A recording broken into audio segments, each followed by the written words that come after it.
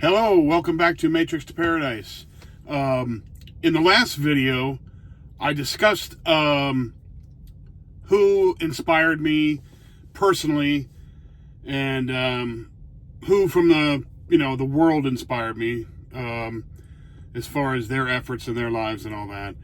And I thought I would go and try to explain how I got to this point in my life where I'm going to travel overseas and start traveling and recording and doing the things that I really want to do in life. So I think first off, I'll explain where I started off as I became an adult. I don't need to go all the way back to, being a kid or whatever, but I think that starting off as an adult, I can honestly say that I've always wanted to travel. I've always had a fascination with other countries and traveling and going to see places. I used to pick out, my grandmother had a book in her house, and it was a big, huge book that was really long. It was probably like 2 feet long from top to bottom and like about a foot and a half wide. So it was kind of a weird shaped book, but it was this geography book, and it was really cool. And I'd go in there and it would like list the countries. It showed maps and showed the countries and all that. And then it would give a description of each one. And I was just absolutely fascinated with that book. So, when I was a kid, I was used to read that book all the time, and she eventually gave it to me. But with that book right there, and, just my general fascination with geography and the world and other cultures and all that, I just kind of had some opportunities come to me later on that allowed me to go and explore that. One of them was after I was in the Marine Corps. So I'll start off with, when I got out of high school, I thought I wanted to become a police officer, which it turned out I didn't want to after it all was said and done. But I joined the Marine Corps to try and make that happen. And I became an MP, military policeman in the Marine Corps. And I did that for my tour of duty, one tour of duty in the Marine Corps.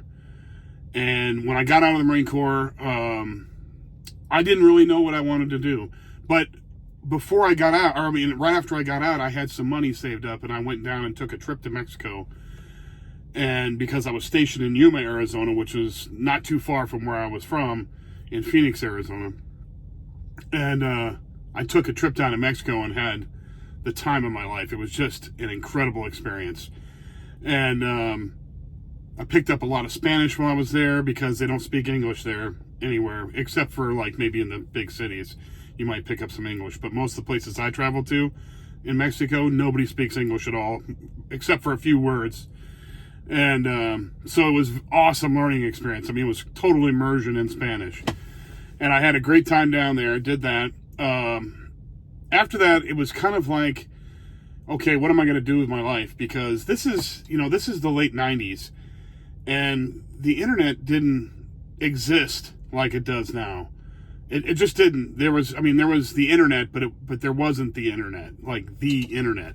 It wasn't around. It was just starting off, just barely a few things on there. I had just gotten my first computer when I was, 30 years old, in like 1998. And, it wasn't like, you didn't have the knowledge back then that you have now. Like right now, kids now, all you have to do is buy a phone and get a plan, and you have every bit of knowledge ever accumulated in the world packed into that phone somehow with an internet connection. I didn't have that back then, and there was no way that I could figure out how to fund traveling around the world at that age. So I'm just lucky enough now that I have all this now, and that I'm at the age I'm at now where I can actually retire soon and take off and go do that. But if I could have figured out a way to do it back 20 years ago, 30 years ago, I would have done it. I'd have been gone. I'd have been history. So I got out of the Marine Corps, and I went back and lived with my mother, and she was living in New Jersey. And I was always talking about the Mexico trip and how they would, how she would love it down there and all that. And so my aunt had just gotten divorced, and she came and lived with my mom. And so, and she was working at my mom's company that my mom had. And I was always talking about Mexico and all, traveling and doing all this, and they were intrigued. So they were like, hey, why don't we just take a trip down there? Because my mom was making really good money in her company. So we went down to Mexico, and I drove them all over southern Mexico. We flew into Mexico City, and then we drove all the way down to we drove down to the beach.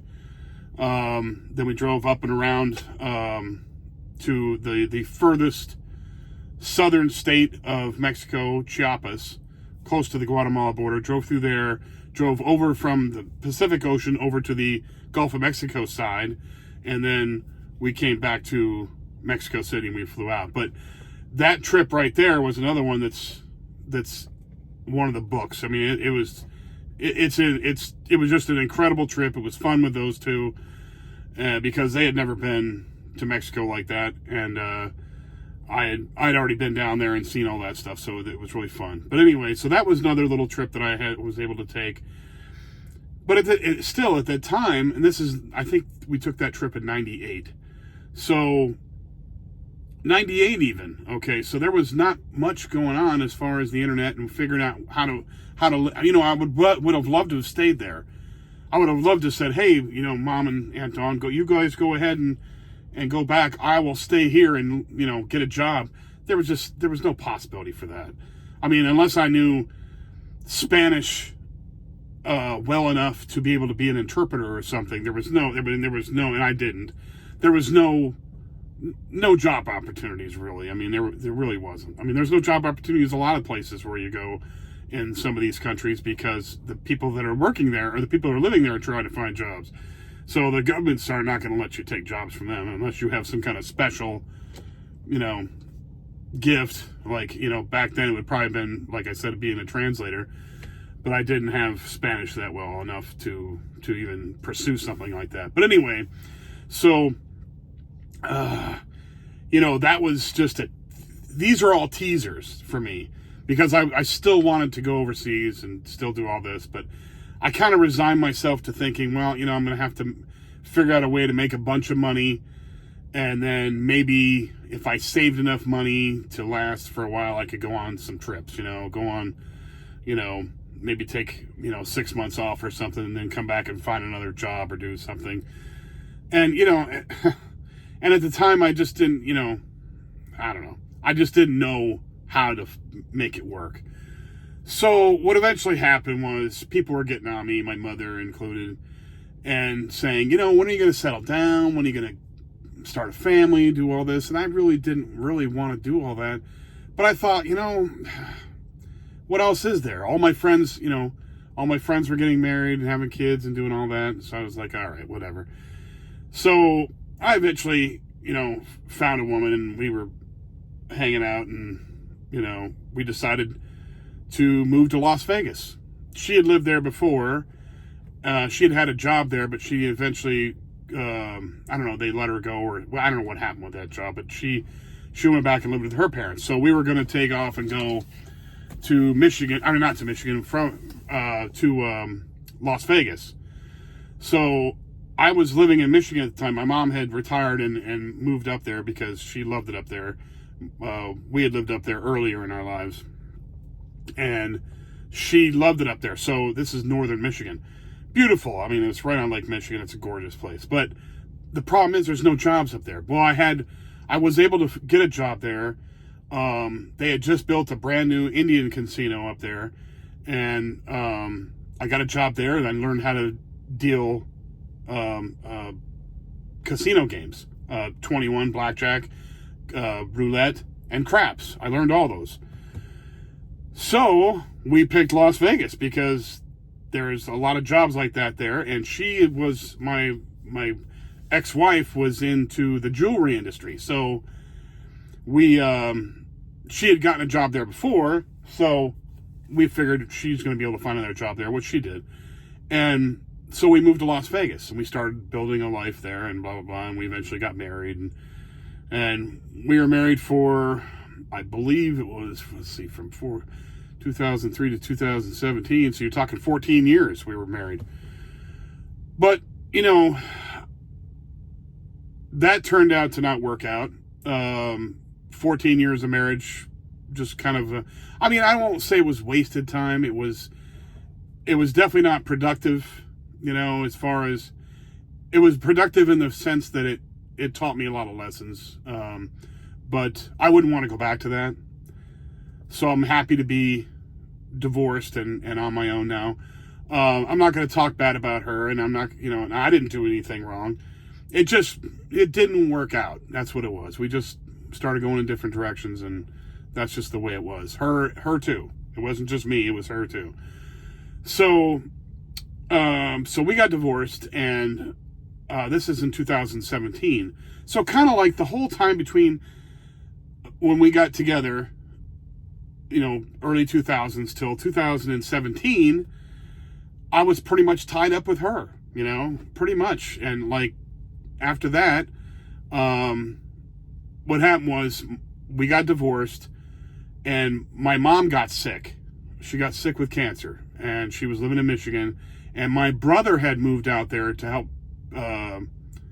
take care of her, but he had to work. So I was working for the post office at the time, a job that I absolutely hated. And I didn't mention where I worked at before in the last video, but I absolutely hated working for the post office. Not because the job was a bad job. I mean, going out and delivering mail is easy. The people out in the, in the communities are awesome. It's the office politics and the office BS that you had to deal with. It was horrible. I mean, it made it so it was just, they hounded you for time so badly that it made it just horrible to work there. And so I didn't want to work there anymore because I was living in an apartment and they were working me to death because I became a supervisor and they were working me crazy hours. So I said, you know what, I'm just going to quit this job, move back to Michigan and take care of my mom in the lab. Because I didn't want to wake up one night and get a call from my brother saying, mom's in the hospital, you better get here as soon as you can. I didn't want that. I wanted to go back and see her and spend some time with her before she was going to pass. So I got to spend the last, from February to June, so March, April, May, June. So the last 4 months of her life I got to spend with her. And it was, it was great. It was good to talk to her and be around her and be there to comfort her and all that. And she was, she passed in June, and I didn't know what I was going to do after that. I was like, well, I can't go back to the post office, because they would have made me go through the whole hiring process again. I'm just not going to deal with that. And I didn't want to go back to the post office because I hated that job. So, and I had some money left over when we got divorced. We sold the house and all this, and I had some money left over. So I thought, you know what? I had been watching YouTube for the longest time. And like I mentioned before, I was talking to, I was talking to, but I mean, I had watched this guy named No Joke Howard. Now, No Joke Howard I was trying to find a place where I could go teach, because I've been researching this and how people could work overseas and live overseas and, be able to survive. And one of the ways that people do it is to teach English as a second language overseas. So I was like, all you had to do was get one of these TEFL certificates, teaching English as a foreign language certificates, and you could go do it. So now some countries like Japan and Korea, they want people that have degrees, and a lot of them want people that have teaching degrees, and those places pay really good money, but you work your butt off doing that. I wanted to, I didn't have a degree, so I wanted to go to some country that didn't require a degree to teach English in their country. Cambodia was one. And so watching No Joke Howard, he'd explain it, and he would talk about what he did, and he went over there and was teaching English for a certain amount of time. Now, he stopped teaching English and was doing other things, but he taught English for a certain amount of time, and he was able to, consult me and tell me what I needed to do. So I went over there, and I started off in Phnom Penh. Phnom Penh is the capital city of Cambodia. when I got off that plane, I was just in awe. I was like, this is going to be awesome. It was just, it's like stepping, it's like going to a different planet. It really is. If you've lived in the West your entire life, going to a country like Cambodia is like going to, another dimension. It's just incredibly different. But it's so much fun because it's all learning. It's all fun. I just can't explain it any other way. For somebody like me, it's incredibly fun. Now, some people might be stressed. Some people might say, well, this is so I wouldn't know what to do, who to talk to, where to go. You do all the research beforehand. I booked my hotel beforehand. When I was in Cambodia, I know to go to the places where the expatriates hang out. So I went down and found an expat bar, and I started talking to people and found out who to get a hold of that speaks English and is Cambodian, who can find me a rental. So I did that. I called her up, and she talked to me, and she came and got me and took me to some places in the parts of town that I thought were the best places to live for me, because I had done my research beforehand. So I found a place in a section of Phnom Penh called the Russian Market neighborhood. And why they call it the Russian Market, I have no idea, but because there's no Russians there. But it's kind of a place where a lot of expats go. And so I found an apartment there, and it was about $300 a month. And I could have gotten something cheaper. I just kind of liked this apartment, and it was close by to the places that I want to be close by to, that I had researched. And so I got that apartment, $300 a month, and it was every bit as modern as anything we get in the States, anything you can get in Western Europe. It had a closed-in shower, had shower, awesome, it was all new tile and new, everything was all brand new. It was like a building that had been just built recently. And so it was very cheap to live there. I could have found something cheaper that even had the same kind of amenities, but maybe in a different part of town where it might not have been as popular. So you could have found something different, for $200, Now, if you wanted to live like a Cambodian with just fans and no air conditioning or something like that, you could have gotten something for $50, maybe 75, maybe 100, right in there. You could find something really, really cheap. So I got this place for $300, and it was wonderful. I was happy, big time happy. So then, of course, I went and tried to find a job teaching English. And so I traveled all over the whole town and went to every international school and took my resume to every one of them with my TEFL degree, my TEFL certificate and all that, and put in resumes everywhere. And I don't know what it was, but they were booked full. They had all their spots packed in full. And I just couldn't believe it. I was like, what the heck? Because I had gotten the impression that you could just show up anytime and they had spots. But I guess the school year is starting off in September that year, and they had plenty of teachers, and they just weren't hiring any. So eventually I got a response back from somebody. I had gone on an expat site and had put my my name or my request on there for a job for English teaching. It was just expat, a Cambodian expat site on Facebook. And I got a response back from somebody up north, in the north part of Cambodia. So I responded to that, and they said, come on up, we're hiring teachers, come on up. So I went up there, and they hired me, and I started working up there. But that gets to a different story that you're all going to be wondering what the heck happened there. And I will get back to that story in the next video. And please do me a favor and like the video if you're watching it and you liked it. And subscribe, please, if you think that this content is something that you would like. And I will get back with more, and I'll see you then. Thank you. Bye now.